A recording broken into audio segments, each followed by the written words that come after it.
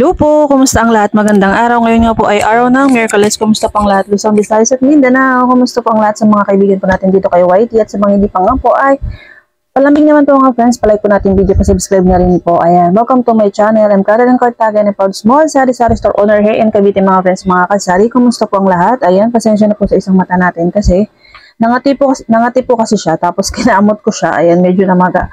Ayan, pero wala po tayong sore eyes. Medyo kinamot ko nga lang po siya. At ayan, medyo maga nga po yung ating mata. Ayan, for today's video, meron po akong isi-share sa inyo na isang paninda na nag-increase na nga po talaga siya. Medyo delay lang siya nag-increase dito sa binibilihan po natin na malapit na grocery.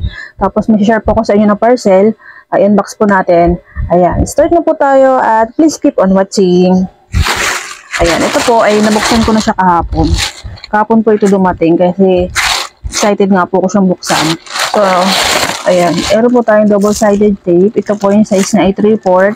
8 po yung laman niya. 2, 4, 6, 8. 8 po yung laman niya. Ayan. At tinignan ko nga po dun sa may labasan. Ang bentahan po nito ay 23 pesos. Ayan. So, ayan po. Disclaimer po, iba-iba po tayo ng presyo ng ating mga paninda. Depende po yun sa lugar na pinagbibilhan natin. At ito nga po is online ko nga po siya nabili. Ayan. Gusto ko lang po siya i-share sa inyo na okay din po na bumili ng mga paninda sa online. At mabenta rin po dito sa ating sari-sari store ang folder, kaya bumili na rin po ako ng plastic folder. Meron po tayong short at meron din po tayong long. Ayan, example, bumili po muna ako ng 5 piraso, tig-5 po.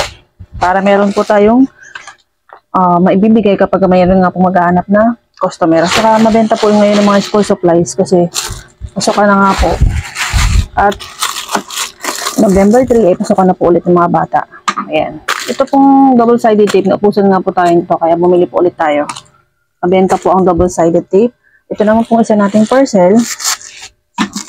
Ay, check po natin. Ito bago po ako sa mga seller na ito. Kasi, maganda naman po yung mga review. Kaya po tayo napapa-order. Kasi less hassle na po, kaya less hassle na po kapag sa online din po tayo bumibili, di ba? Hindi na po tayo mapagod sa pagbubuhat at saka basta maganda po yung review ay gumawa na po tayo. Ayan, ito po ay pang grade 4. Ayan, pang grade 4 po ito mga friends, mga kasari. Ayan. At naubusan lang po talaga ako ng pang grade 4. Ito po yung mabenta sa atin. Meron pa po ako dyan pang grade 1, grade 2, grade 3. Ay, intermediate pad po pala, naubos. Pero may isa pa po kasi akong pad na intermediate, kaya hindi pa po ako bumibili. Nagtaas na rin po talagang punan ng mga school supplies, mga friends, mga kasari. Yung mga papel, ito po, nag-increase na rin ito. Kaya naghanap po ako ng pinakamurang seller sa online. Ayan, nabil ko po ito ng 120. So, pwede natin siya ibenta ng 17 or 18 pesos. Depende po sa inyo, kasi po sa palengke, yan po sa labasan ay 20 pesos na po ang isang pad. Pero 18 or 17 pwede na po para may 5 piso po tayong tubo. Ito po ay 10 pads. 1, 2, 3, 4, 5. 1, 2, 3, 4, 5. Ayan, kompleto po siya. All goods. Maganda po. At wala naman pong damage ang notebook. Grade 4. Ayan. Thank you kay seller. Tapos ito pong isa. Nag-stock po talaga ako ng mga school supplies. Last time nga po ay na-share ko rin po sa inyo. Bumili po tayo ng cartolina na puti. Tsaka ng Christmas wrapper. Next time po, bibili rin po ako ng ibang kulay ng cartolina red. Yung mga mabiling kulay po, diba red? Ngayon po kasi ako white lang na cartolina. So, may mga bata po nagtatanong. Para pag may nagbumalik po yung bata na magtatanong is, meron na po tayong may bibigay na stock ng cartolina. Ayan. Ito po, matagal na po ako sa seller na ito bumibili. At all goods. Kompleto po siya. Wait lang, bukasan lang natin yung kanyang pagbukas. At mabenta po talaga mga school supplies, mga friends, mga kasari. May mga grocery items po talaga nag-i-increase ng mga friends. Baka hindi nyo lang po napapansin. Ay, nag-increase na po talaga. Kaya mamaya, sabihin ko po sa inyo, share ko po sa inyo kung ano yung nabili ko nga po nung isang araw na hindi ko nga po siya na-videohan. Ayan, ito po ay Oslo paper. Ayan. Oslo paper. At ang benta ko po dito ay 2 piso po ang isa. Hindi po siya fast moving, kaya 2 po ang isa. Ayan. Ano lang po ito, 100 pieces. Ayan. Sample po muna tayo, pero susunod po ay yung rim na po ang bibili natin para Mamibili po kasi ako ng paunti-unti para may stock po tayo. Para kapag may maghahanap po, actually may naghanap po niyan, sinabi ko po yung naubos na. Kaya, bumili po ako ng paunti-unti. At saka ito pong wrapping paper. Ayan, mabenta po si wrapping paper. May naghanap po last time. Wala po ko naibigay. Sabi ko po, inuubos na. Ito po ang benta po natin dito. Pwede po ito sa 3-5 piso. Ayan, dos po isa. Ayan. Dos po isa, 3-5 piso. Saka ito pong sobre. Pero bili po ako ng sobre na short. Mabenta po ang sobre na short. Kasi mayroon po ako ditong sobre na long. Long na lang po yung nandiyan natin. Kaya naman bumili po ako ng short. Ayan, ito po 50-50, 100 pieces po siya. Mura lang po siya. Nasa 40 lang po, 48. Ayan. At all goods po talaga itong seller na ito. Kasi nakailang order na nga po tayo dyan. At yung ating nga pong nag-iisang, ayan, colored paper. Ayan. Ano po bang ginagkaiba mga kasari friends ng mga art paper at colored paper? Same lang po ba yun? Dati kasi yung tawag po namin sa ganito ay art paper. Pero iba din naman siya.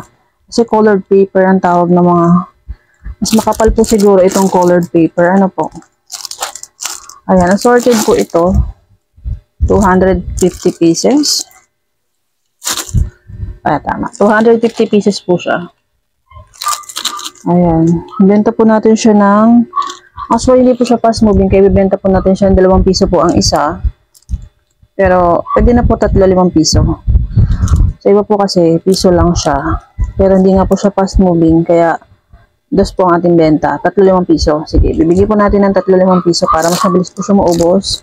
At para makapamili po tayo ulit ng bagong paninda para pag naubos na po ito is mas okay nga po. Ayan, iba-iba po tayo ng presyohan sa ating mga paninda mga friends, mga kasari. So, ayan po yung mga napamili nga po natin sa online. Tapos mga friends, ito pong paninda na ito, ayan si Coco Mama mga friends, mga kasari. Baka hindi nyo po napapansin. Di doon po sa malaking groceries, medyo nag-increase na nga po siya.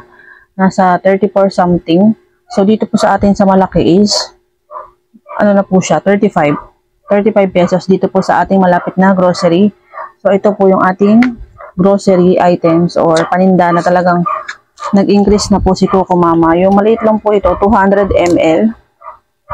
At hindi po ako natindihan ng malaki kasi bira lang po maghanap ng malaki. Pero pwede naman po tayo bumili kahit pa isa-isa kasi pag hindi naman po siya benta, pwede natin siya gamitin pang personal use. Pero maliit lang po meron tayong Coco Mama. Dahil 35 na nga po siya, so kayo po mga kasari, magkano nyo po binibenta ang inyong Coco Mama? Ako po ang benta ko po kasi dati sa Coco Mama, ang punan po niya 32, binibenta ko po siya ng 36 to 37. So dahil nag-increase nga po siya ng 3 pesos, bibenta ko po siya ng 40 pesos na po ako dito mga friends, mga kasari. Kasi ang taas na po ng punan niya, 35 pesos. Tapos hindi naman po siya fast moving. Mga kasari, so 10% po is 38.5 kapag 35 pesos. So nasa inyo po yan kung magkano yung nga po siya gusto i-benta. So dahil hindi nga po siya ganun kabenta, so sinarado na po natin siya sa 40 pesos. Pero kung 39, pwede naman po 10%. Pero medyo mataas na po kasi ang kanyang puhunan. Kaya yan po yung ating presyo ng ating Coco Mama. Ayan, 40 po ang benta natin sa Coco Mama. So, yun lang po mga gusto ko i-share sa inyo, yung mga paninda nga po natin na nabili natin sa online at happy po tayo. All goods naman po lahat. Thank you Lord for the blessings. Ayan. At wala naman po damage yung mga item na nabili po natin sa online. Thank you po kay seller, thank you po kay rider. Ayan. Lagi po nating, dito ko na rin po tatapusin natin video mga friends, mga kasari. Lagi po natin tandaan na lagi po natin i-check ang ating mga resibo dahil palagi po talaga may nag-i-increase ng mga paninda. Hindi po natin napapansin. Unti-unti na po nag-i-increase yung mga paninda natin. Ayan. So, at ingat palagi po ang lahat at sipag at syaga po talaga para umunad po ang ating negosyo or ang ating sari-sari store. At God bless everyone. Ingat po ang lahat. Happy selling po sa ating lahat. Keep safe always. Love, love, love everyone. And see you to the next one. Happy selling po sa ating lahat.